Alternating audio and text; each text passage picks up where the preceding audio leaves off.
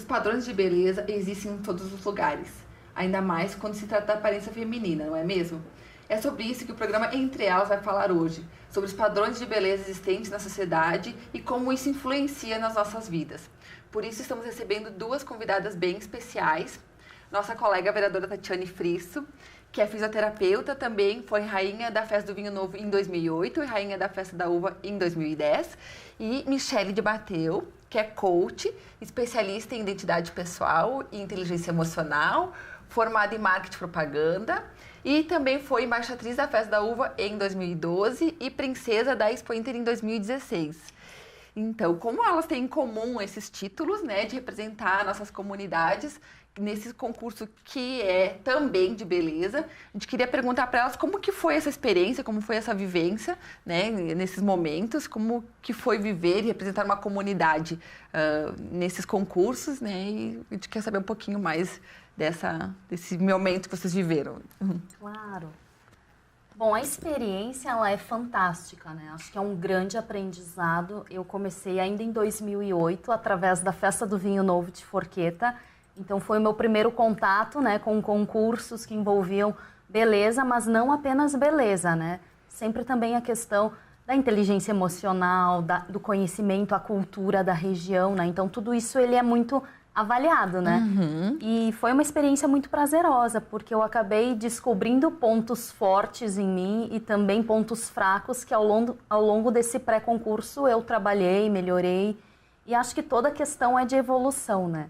Quando você participa de um concurso, quando você se engaja a uma causa, sempre é conhecimento que se adquire e a gente vai melhorando ao longo do trajeto. Então, para mim foi maravilhoso e eu digo que a Festa do Vinho Novo foi uma grande escola para quando eu cheguei na Festa da Uva, eu consegui dar o melhor de mim. O meu rendimento aumentou sem dúvida, né? Porque eu já tinha um conhecimento bem amplo do interior de Caxias do Sul, já tinha um conhecimento de como falar com a imprensa, né? Então, tudo isso foi um grande propulsor, assim, para eu chegar na Festa da Uva com mais segurança e poder representar bem a nossa comunidade.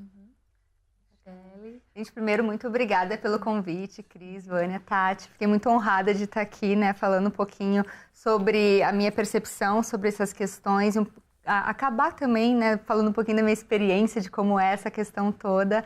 Hoje eu trabalho com desenvolvimento humano e a minha experiência em concursos foi muito enriquecedora. Como a Tati falou, a gente aprende muito. Às vezes eu acho que quem vê de fora acha que é somente um concurso de beleza, né? Agora eu vou falar sobre a Festa da Uva, que a gente tem em comum. E é todo um pré-concurso antes, uma preparação muito rica. E é um momento da gente se conhecer. E naquele momento, eu acredito que foi um estupim para eu estar onde eu estou hoje. E isso por quê? Porque a gente tem muitas preparações durante todo o pré-concurso, muitos professores. E eu tive uma grande professora naquela época que me ensinou, a gente tinha algumas preparações para os júris simulados que a gente fazia, né? E eu tive uma professora que eu estava um dia tendo uma aula com ela de mentoria, que hoje eu acabo sendo mentora também. E ela chegou um dia para mim e perguntou: quem é a Michele? E eu fui lá. Meu nome é Michele, na época eu tinha 21 anos. Tenho 21 anos, sou candidata da Bradesco Vida e Previdência lá. Eu quero saber quem é a Michele. E quando ela me fez aquela pergunta, essa pergunta que ela parece ser tão simples, É muito complexo. e simples não é sinônimo de fácil. E aquilo mexeu comigo de uma forma, porque eu fiquei indignada de falar, mas como eu não sei responder quem eu sou? Se nem eu sei quem eu sou, como é que eu vou saber para onde eu quero ir? Como é que eu vou falar para as pessoas o que eu quero se nem eu sei direito? E aquilo começou dentro de mim, essas questões todas complexas. E então eu acredito que a minha experiência com concursos me ajudou a parar e olhar para mim. E depois, nesse caminhar do meu caminho, em 2015, eu participei de outro concurso. Eu já nem queria mais participar, mas por insistência me convidaram para representar Caxias do Sul, né, nesse grande concurso da Expo Inter, que é a nível nacional, na verdade regional, né, as concorrentes são todas da região, de todo o nosso estado. e com muita honra fui representar a nossa cidade. E depois de toda essa preparação, experiência que a Festa da Uva acabou me dando, e nesse caminhar aí eu acabei ficando no trio, e foi muito, muito enriquecedor pela forma como eu acabei levando Caxias também para outros lugares. Ótimo. Aprendeu a se perguntar, Michele? A gente não se pergunta realmente, né, quem a gente é, e não se faz várias outras questões. E acaba, talvez, comprando padrões prontos. Totalmente. É exatamente isso. E, na verdade, os padrões, eles já vêm desde 1700, enfim, se a gente for começar a pesquisar historicamente de onde é que vêm esses conceitos de padrões de beleza. E cada época, cada cultura vai ter um tipo de padrão de beleza. E, infelizmente, se a gente não desenvolve essa consciência de sair do automático, porque a maioria de nós, a gente está como? A gente está num modo robotizado. A gente liga o automático e vai. E não para, né? E aí, eu até falo, é a síndrome do tem que. Aí a gente tá num lugar, a gente tem que pensar, mas meu Deus, eu tenho que estar em tal lugar, e quando tá em tal lugar, mas eu tenho que resolver tal situação, aí quando tá em tal lugar, e assim vai indo, tu nunca tá realmente no presente, tu nunca se para, tu nunca respira, para se olhar, para se compreender.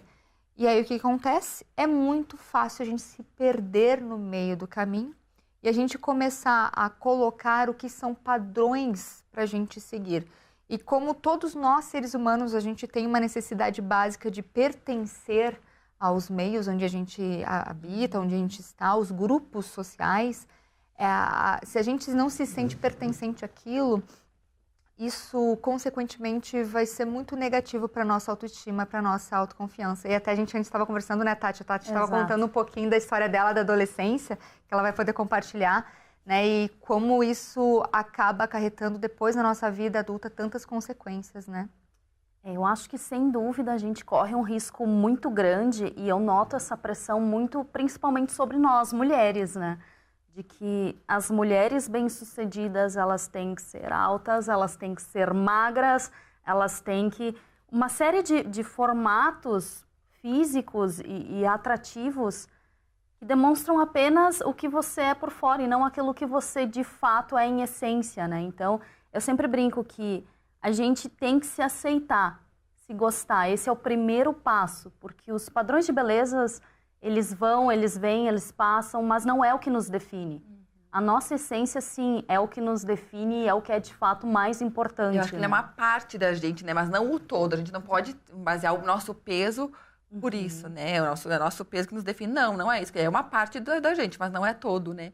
E eu acho engraçado também que nós mulheres, a gente não basta ser alta, que nem tu falou, magra, a gente tem que estar sempre com a unha bem feita, maquiada, de salto alto, né? Então, qual que é o limite disso?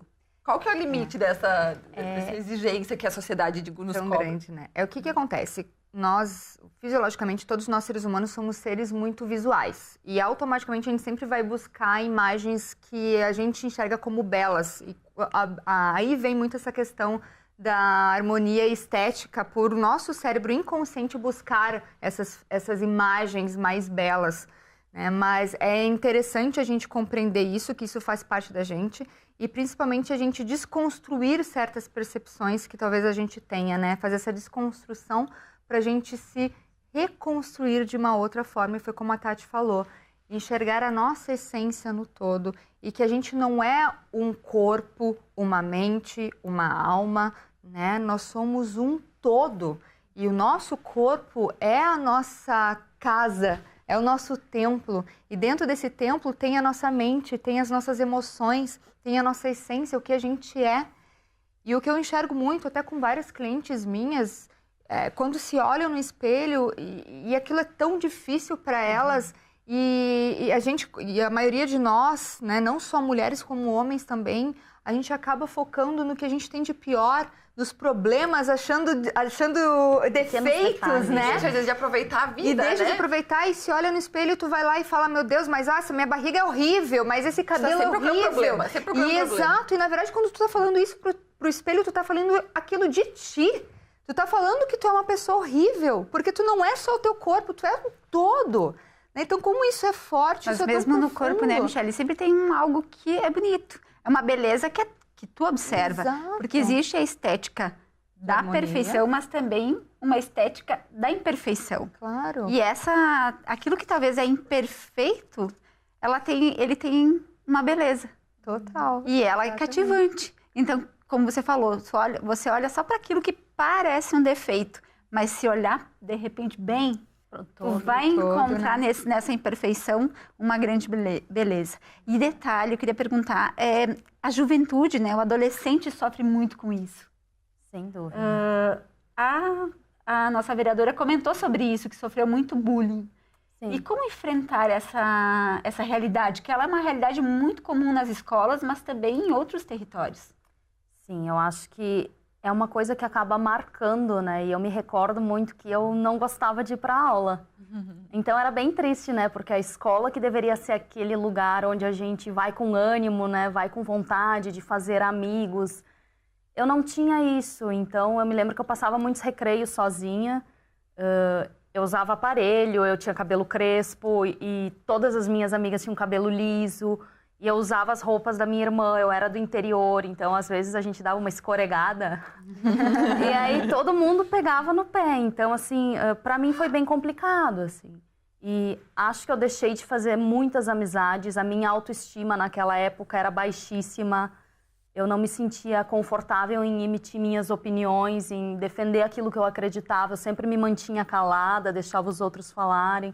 Então, foi uma grande superação para mim. E onde foi o ponto divisor de águas nesse processo? Em que momento? Tu lembra que foi por uma decisão tua, uma decisão coletiva, uma ajuda?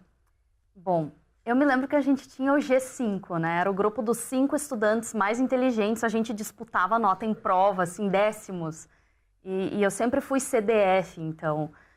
E eu me lembro que lá pela 7ª série, eu cansei de estudar porque eu notava, assim, que eu não tinha muitos amigos. E eu decidi, quer saber, eu vou sentar lá no fundão, vou fazer o que todo mundo fazia, que basicamente era matar aula, jogar basquete, as coisas erradas, né?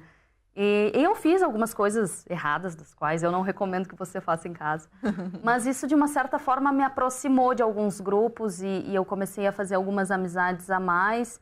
E eu me lembro que no último ano eu não me recordo ao certo como é que eu consegui passar numa prova de química, porque eu estudei muito, mas eu já tinha perdido muita aula, então foi difícil reverter aquelas provas.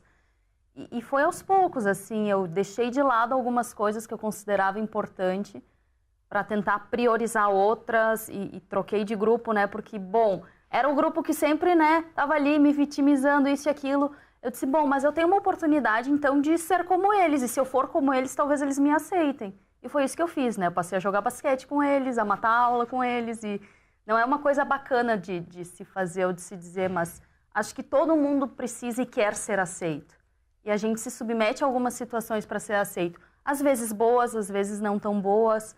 E acho que isso é um grande crescimento. Hoje, quando eu olho para trás e as pessoas falam assim, mas tu, rainha da festa da uva, como assim tu sofria bullying? Como assim tu não se achava bonita?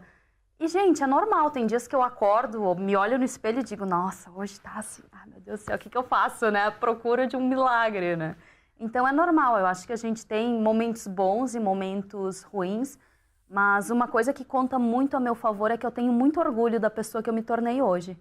E eu acho que isso, para mim, é um ganho enorme, porque eu ouvi muito de muitas pessoas, porque tu não vai ser ninguém, porque tu não vai conseguir. Quando eu entrei para a Festa da Uva, as pessoas diziam, tu acha que entre as 20 tu vai ficar no trio? Então, assim, várias coisas que eu sempre tive uma resiliência muito grande e fui me fortalecendo, e fui tendo fé, e fui caminhando, fui aprendendo humildade, uma coisa que eu sempre tive ao longo de toda a minha caminhada, e me fez crescer muito, assim. Então, acho que nós somos um resultado de todas as experiências pelas quais a gente passa, boas ou ruins. Isso vai somando e vai formando o nosso caráter. Ótimo depoimento, Tati, que lindo. Muito legal. Gente, já estamos encerrando o primeiro bloco. A gente agradece e fique com a gente.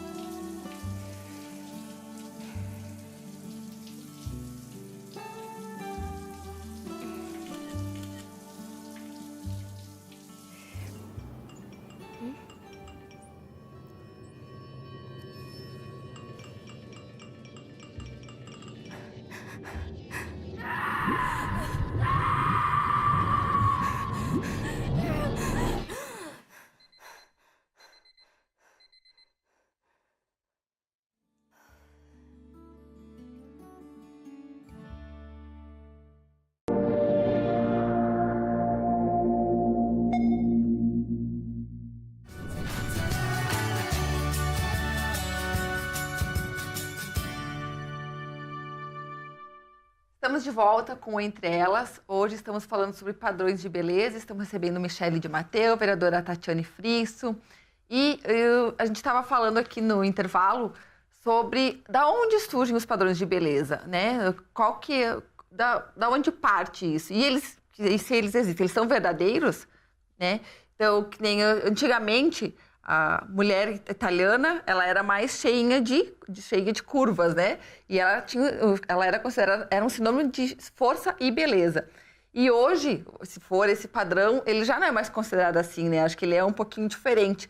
Então, os padrões de beleza que temos estabelecidos hoje pela sociedade, pela mídia, eles são verdadeiros, né? A gente estava conversando um pouquinho mais, eu queria que vocês trouxessem as ideias que surgiram um pouco no intervalo. Sim, na verdade, o que a gente estava até conversando? Como é que isso tudo se cria?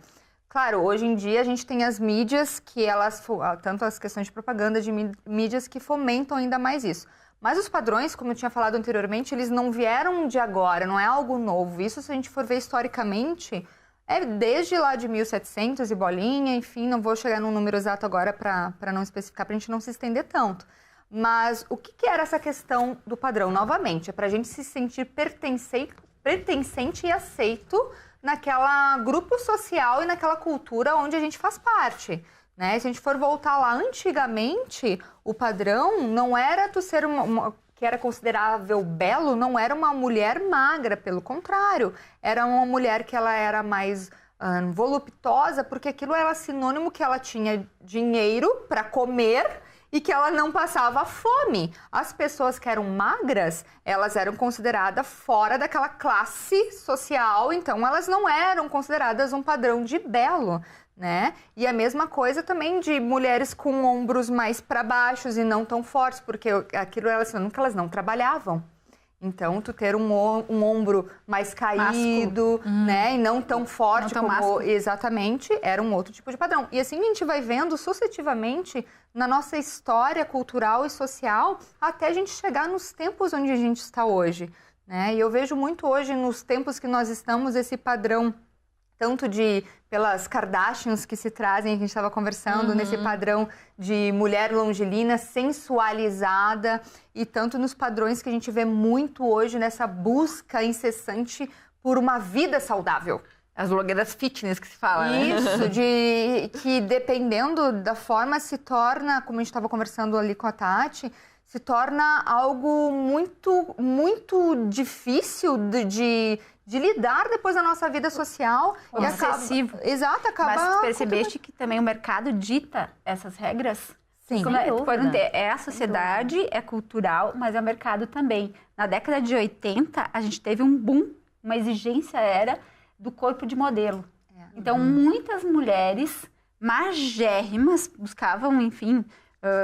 métodos não muito adequados para se tornar magra. A década de 80, o mercado disse o padrão aceitável para roupa, para beleza, para vestimenta, para maquiagem é uma mulher magra, mas magra mesmo. Aí o que aconteceu? Essa década foi a década em que mais ocorreram distúrbios alimentares. E os distúrbios alimentares, como por exemplo, anorexia, que é aquele distúrbio que você te olha no espelho, você tá magra, mas você não se enxerga magra. E a bulimia... distorção de imagem. Distorção de imagem. Muito, e a bulimia, que é justamente aquele que você não é nem gorda, nem muito magra, mas você não quer engordar. Então, você se utiliza do vômito, de medicamento inadequado para permanecer naquele padrão. Então, essa década de 80, ela provocou muitos distúrbios, que eles não pararam por aí. Porque a consequência vai adiante. Então, por quê? Porque o mercado dizia, esse padrão de beleza, para essa roupa, para você entrar nessa roupa, para entrar nesta moda, você precisa ser magra. Aí a gente estilistas em si que fomentaram isso, que era um padrão, como eles desenhavam aquilo, eles desenhavam a roupa a roupa tinha que caber na pessoa, não a pessoa caber na roupa. Perfeito. Então, aí o que acontecia? Eles faziam um vestido naquilo, aquilo se colocava um padrão que era vendido tanto nas revistas, o que era considerado belo, e eram marcas que as pessoas queriam muito ser, porque era o que aquilo representava para ela, qual que era a sensação se elas usassem aquela roupa, elas se sentiriam daquela forma. Isso foi se fomentando cada vez também. Exatamente, foi se fomentando cada vez mais. E depois percebeu-se que, em função da doença propriamente dita, os próprios as empresas de moda passaram a dizer, não, a gente quer modelo, mas não desse porte. Exato. Passaram a aceitar um pouquinho mais cheinha. E depois a gente veio na onda também da mulher moranguinho, da mulher não sei o quê, e o peito grande, a bunda grande, não é assim? Das paniquetes, assim, né, que eu falo, as voluptuosas, enfim. E hoje o mundo da moda, nós temos até mesmo o modelo plus size, né? Então, hoje a moda, ela também tem um papel fundamental, porque ela se tornou mais democrática, né? Então, é uma moda para todos e que valoriza o que as pessoas têm de bom. Então, se você for magra, se você for gordinha, a moda ela é para todos, né? Mas isso do mundo da moda eu acho que é muito importante ressaltar que houve um período em que as modelos todas IMC abaixo de 20, que é o IMC normal, né? O normal hoje, é 18,5. 18,5 para cima, né? Para você ter um peso normal. Abaixo disso já é considerado um estado de desnutrição. E antigamente a gente via que as modelos elas estavam doentes abaixo disso. Hoje nós temos companhias de modelos que só pegam modelos que tenham esse IMC. Então, é uma mudança de cultura, é uma mudança de pensamento, mas principalmente a moda ela tem que refletir o que está na rua.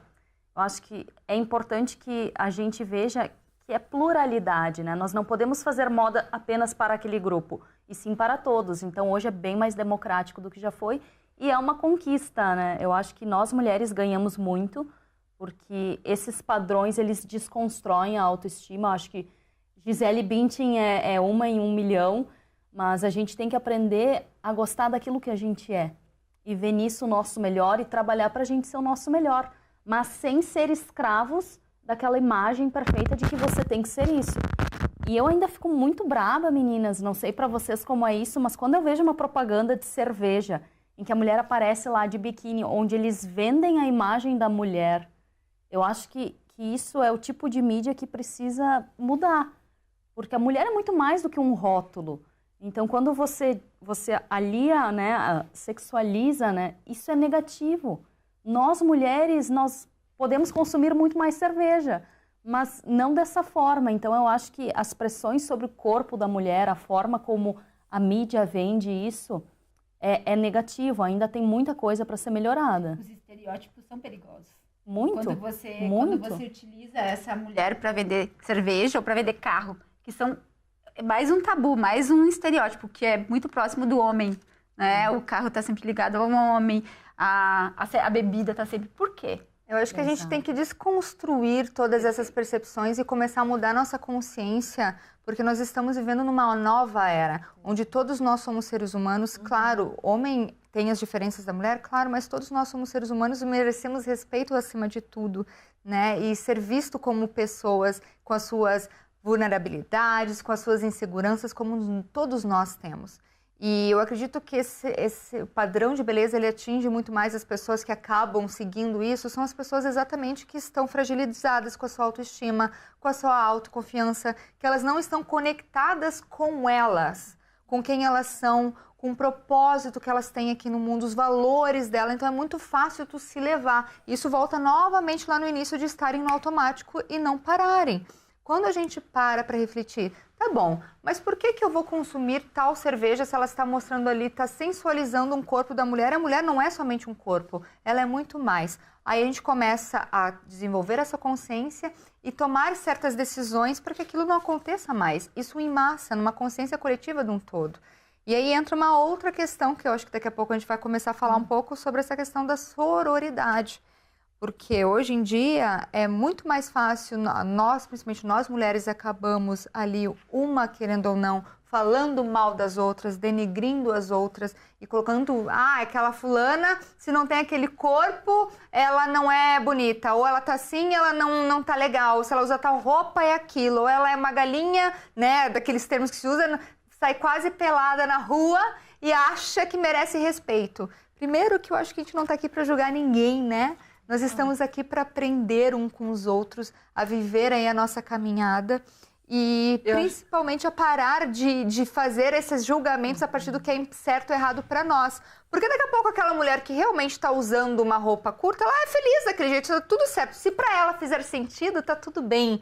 Se para ela faz sentido ela querer usar o corpo dela como um objeto, tá tudo certo, não cabe a gente julgar. Mas quanto mais a gente começar a compreender que nós não somos só isso, que nós somos muito mais, começarmos a elogiar outras mulheres não somente pela questão física externa, mas pelo que elas são verdadeiramente, pela essência dela, pela inteligência, pelo carisma, pela simpatia, pela empatia. Acredito que assim, pouco a pouco, essa nossa consciência vai mudando e porque a gente vai passando isso para gerações que estão vindo.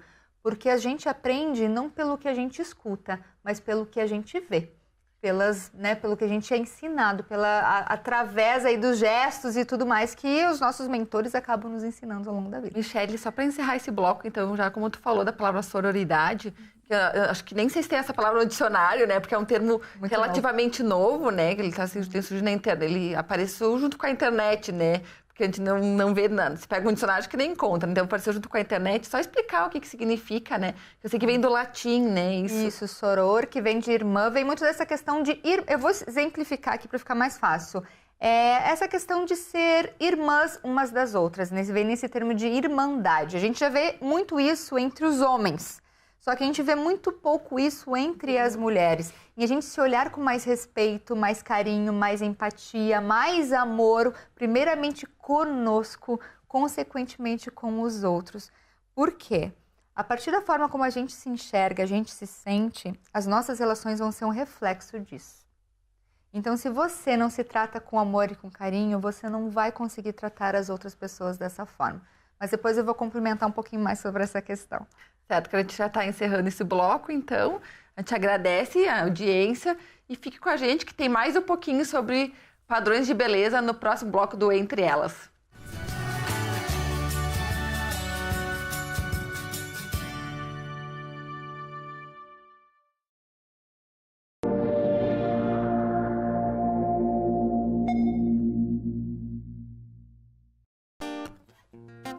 Já me chamaram de louca, bandida, descontrolada, só que eu não sou assim. Eu sei que não, eu sou tipo um gato preto, só que eu não trago azar, eu sou sorrateira, silenciosa, saio na noite e não é pra caçar.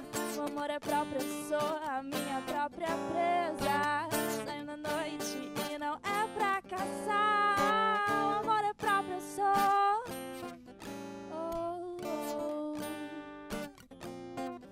Saio a hora que eu quero, sem ter que dar explicação. O negócio aqui é bem mais que intuição. Se quer brincar comigo, então que comece o jogo. Quando eu mandar, você só obedece.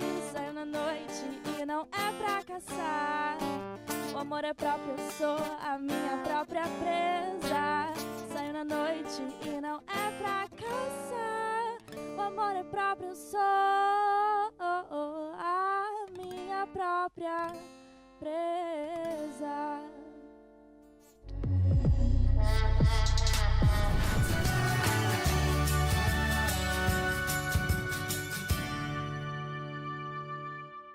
Estamos de volta com o Entre Elas. Estávamos falando antes sobre a palavra sororidade, que basicamente é solidariedade entre as mulheres.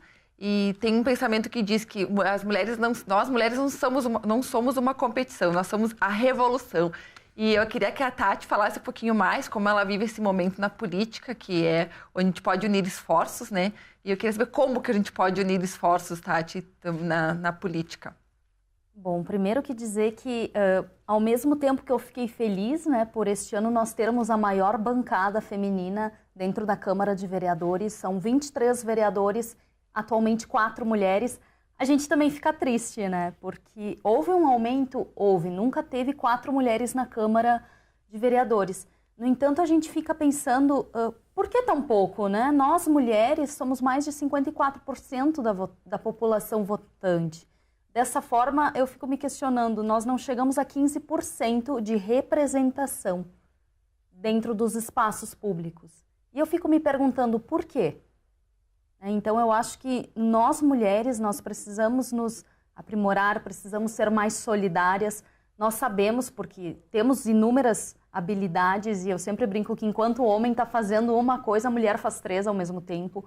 Então, eu acho que nós temos uma contribuição muito grande para dar com relação à política, principalmente porque eu vejo que nós mulheres não somos tão ligadas ao poder, ao status.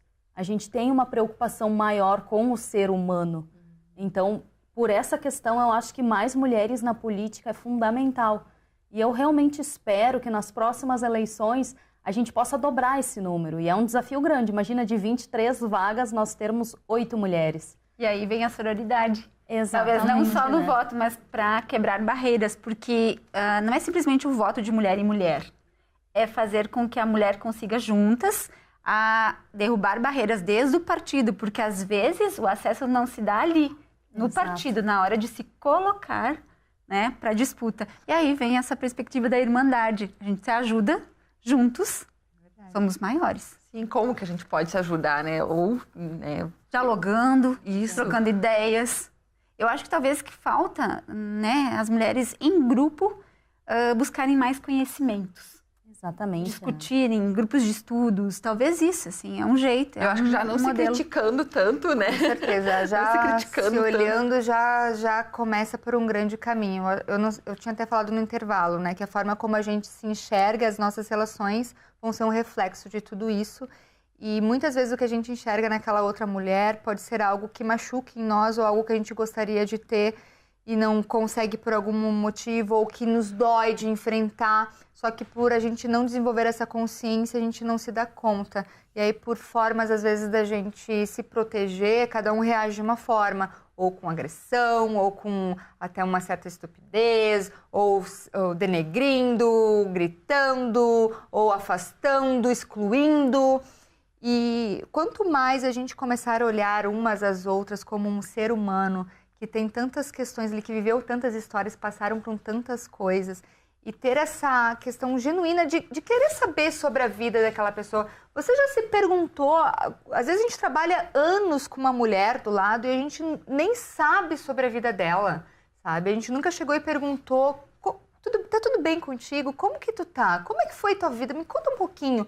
Sabe, a gente desenvolver esse escutar. Às vezes a gente não sabe o que aquela pessoa está passando na vida dela e o que a gente faz, vai lá e julga aquela pessoa. Mas mesmo quem às vezes julga sem querer, às vezes a gente age por um impulso. Por um impulso. Essas situações elas têm também tratamento, Michele. Você pode, até aproveito para te perguntar, onde que o coaching entra, onde a mentoring entra? Sim. E principalmente para o público feminino. Claro, nessa questão da inteligência emocional e tudo. O que acontece? Quando a gente julga muitas pessoas, a gente julga baseado nos nossos valores, no que é importante para a gente, no que a gente dá de significado para aquela pessoa. E nessa questão neural, como se a gente colocasse uma lente que a gente escolhe enxergar o mundo. Então, o que a gente acredita ser, a gente cria o mundo a partir dessa concepção, dessa lente que a gente coloca. Só que nem sempre essa lente está nos ajudando. Às vezes essa lente ela está só nos prejudicando, né? Isso está tudo a nível inconsciente. Isso porque a nossa mente ela é dividida em mente consciente e inconsciente. Só 5% a gente tem consciência. Então aí a gente tem muitas coisas para cavocar e para trazer à tona. Então a primeira questão é trazer clareza de tudo isso, né? Do que é importante para ti, do que são os teus valores, de quem é essa essência do teu ser e por que quando você vê certa situação ou certa pessoa, isso te incomoda tanto. Normalmente isso acontece quando agride algum valor muito forte teu. E aí tu acaba se sentindo incomodado, não concordando. E de novo, tá tudo certo, porque nós somos pessoas diferentes. Mas quanto mais a gente tiver essa autoconsciência de perceber, opa, eu fiquei incomodado com aquela pessoa porque ela me atingiu nessa questão, mais fácil vai ficando as nossas relações. Primeiramente conosco, consequentemente as nossas relações com as outras pessoas. E aí a nossa comunicação vai ficando uma comunicação menos agressiva. Isso no âmbito psicológico, falando. Uhum. E a gente pode agora aproveitar, Cris, e comentar sobre quando isso também tem a ver, envolve a doença. Porque o psicológico está envolvido com a parte corporal. Então eu ajo assim, então vou tratar psicologicamente, ou no psiquiatra. Mas voltando para a questão do corpo, que antes a vereadora comentou sobre o índice, o IMC, que é o Índice de Massa Corporal. Cuidado com o corpo. O índice hoje, pela Organização Mundial de Saúde, é aceitável a partir de 18,5. Mas os distúrbios alimentares, eles provocam até desnutrição, que é no caso da anorexia. O nosso diretor, o Elvio Gonçalves, disse pra gente, olha, avisa quem está em casa aí onde que as pessoas que têm distúrbios alimentares podem buscar ajuda. Na rede pública de saúde, nas unidades básicas de saúde, pode bater lá, claro, vai ter um diagnóstico e vai fazer, então, o médico clínico vai consultar e vai fazer os encaminhamentos adequados, tanto para casos de bulimia, anorexia, e tem um outro distúrbio que a gente quer mais comum ainda, que é o transtorno de compulsão alimentar, que é uma mistura um pouco de tudo. E que o Brasil, gente, tá na casa do 4,7% da população tem esses distúrbios. Então, a porta de entrada para esse tipo de tratamento é, sim, a unidade básica de saúde. E para os casos de meninas que, às vezes, mesmo dentro do padrão completinho, ainda não se aceitam, mesmo, olha só que coisa, né? Às vezes a gente estava falando daqueles elementos que não estão nos padrões, mas mesmo aquelas que, às vezes, têm o padrão perfeito, não se aceita. O que fazer? É um trabalho de desconstrução, de dentro para fora e de fora para dentro. Claro que tudo que a gente trabalha com a imagem, com essa percepção, ela vai ter um cunho terapêutico muito, muito positivo, né? Mas não adianta a gente trabalhar o externo se internamente não tiver resolvido. Então tudo, e o que a gente vê muito hoje em dia, as pessoas buscando muito essas vamos dizer assim, essas buscas remediativas de ir lá e vai lá e faz, compra e se veste e procura procedimentos estéticos, e não tem nada de errado nisso. Isso é muito bom, é positivo, desde que tu saiba o porquê tu está fazendo aquilo e aquilo fizer sentido para você, certo? Mas antes disso, busque se perguntar, por que eu estou realmente querendo fazer isso, ou comprando isso, ou vestindo isso, certo? Se não é uma fuga também. Se não é uma fuga de um preenchimento de um vazio que muitas vezes a gente tem, né? E aí esse vazio às vezes é preenchido com comida, né? Nessa questão de distúrbios alimentares, tanto em comer, porque distúrbio é tu querer comer para sanar um vazio que tu tem ali dentro, muitas vezes emocional. E aí depois, por tu se culpar, tu se sentir mal com aquilo, tu vai colocar pra fora ou tu vai se punir de outras maneiras. Todo excesso esconde uma falta, né? Exatamente. O que é essa falta? O que falta? E eu acho que a gente às vezes não se percebe, a gente não consegue parar pra se olhar, como a gente estava falando antes, porque às vezes a gente é mais bonito do que a gente pensa, né? Porque as pessoas ficam tanto focadas nos problemas, na satisfação, e se comparando com outras, digamos, com as blogueiras fitness, que às vezes nem é uma vida real. Não é. Porque as pessoas expõem o que elas querem expor. Ainda mais nas redes. Nas redes sociais, é isso. E é muito injusto isso, gente, porque nessas redes sociais, o que a gente acaba fazendo? A gente acaba olhando aquelas fotos de pessoas que, na verdade, elas trabalham com aquilo e muitas vezes tem filtros. Isso já desde as revistas, é Photoshop, tem muitas coisas, construções para ser aquela imagem perfeita que não é real. A gente acaba comparando aquele melhor daquela pessoa com o pior da gente. Isso é muito injusto, né? Se compara de desiguais. Totalmente, isso é desigual, porque infelizmente a gente quer mostrar, a maioria das pessoas querem mostrar um mundo perfeito que na verdade não existe. Todos nós temos as nossas inseguranças, as nossas dificuldades, as nossas questões, e ninguém é perfeito externamente e internamente. Né? E na sociedade, e Michele, a Cris até está lendo, eu já li essa obra aqui da Daiane Garbim, Fazendo as Pazes com o Corpo. A Daiane é uma jornalista aqui, nascida em Farroupilha, mas trabalhou bastante tempo aqui em Caxias do Sul, e ela traz exatamente esse contexto da não aceitação. E ela traz um outro elemento que pesa bastante, que é a nossa cultura italiana, que é de comer muito, se alimentar muito, muito mesmo. E por conta disso, que também o excesso, como a Cris falou, não é saudável, por conta disso, essas situações criam distúrbios. E a Daiane, dentro do padrão, uma mulher completamente dentro do padrão, vivia todas essas angústias. Sim. E relata nesta obra tudo que ela passou, assim. E, detalhe, depois adotando tentativas de solução, desde cirurgia plástica a esses distúrbios alimentares que não chegaram a lugar nenhum. Até ela dizer para ela mesma. Que não trouxeram, talvez, a felicidade que ela achava que ia ter quando fizesse, né?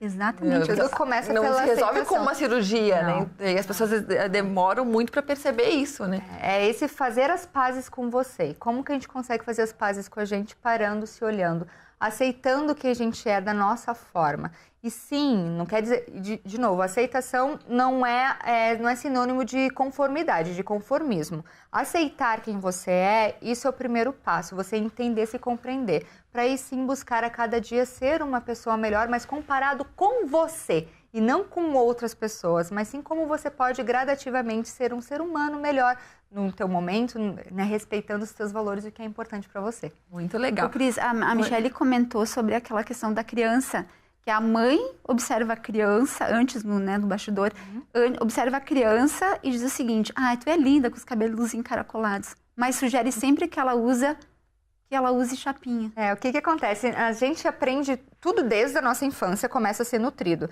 E aí não adianta nada, nós como os pais, ou quando a gente tem crianças e adolescentes próximos, acabar dando exemplos que não condiz com o que a gente fala. Porque a gente aprende não pelo que a gente escuta, mas pelo que a gente vê.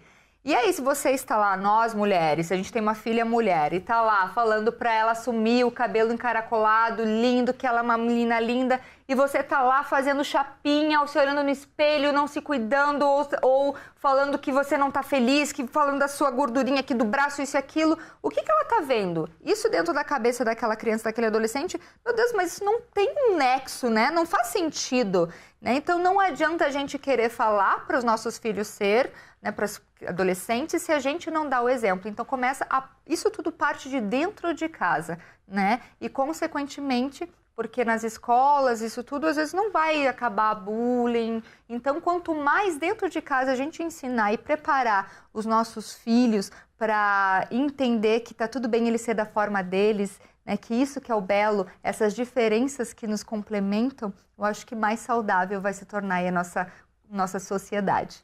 Ótima mensagem. É uma coisa interessante que eu me lembro que quando eu era adolescente, assim, eu queria ser igual a todo mundo.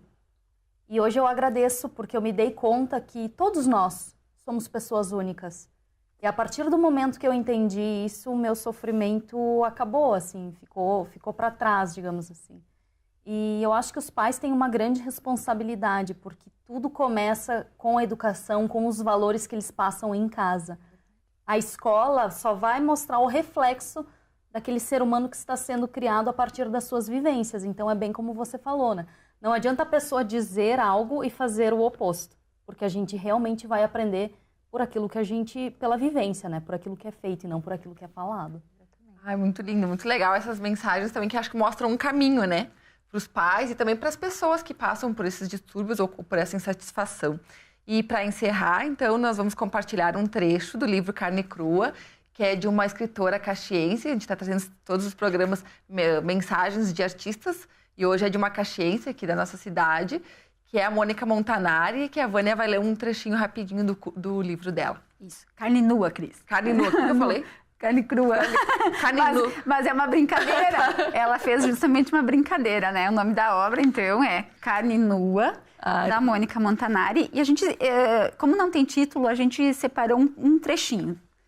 No labirinto, eu sou fauno, a figura mitológica que você só consegue ver se quer. E se você não quiser, eu não existo. Mas o labirinto, sim, ele existe. O que é um fauno? Eu, então?